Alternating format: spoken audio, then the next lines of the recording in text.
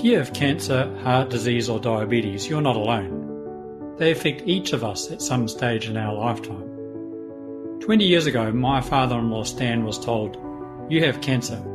It has spread. There's nothing we can do." It was devastating, and we felt helpless. My own father had major heart issues, and I was concerned knowing the family history. Over 25 years as an optometrist, I experienced patients overcoming the odds, so I was curious why some people could adapt, and spent time to learn more. Before optometry, I'd done a Master's in Science, and worked as a research scientist in pharmacology doing cancer research, and biochemistry researching proteins, so I had a good understanding of biological processes.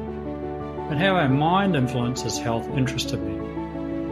Along with my wife, the more we learned, the more lifestyle changes we made. We became certified in nutrition and coached workshops with the local cancer trust. Questions about the mind-body connection remained unresolved until a friend introduced us to the work of Dr. Kelly Turner and the Radical Remission Project. In her 15 years of research, Dr. Turner analysed over 1,500 cases of radical remission from cancer. She identified the 10 most common factors applied by survivors on their healing journey, and 7 of these were mental, emotional, and spiritual. Her research shows there is hope for cancer and other diseases.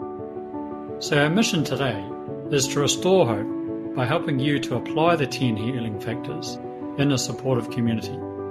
Wherever you are on your healing path, we're here to help you on this journey together.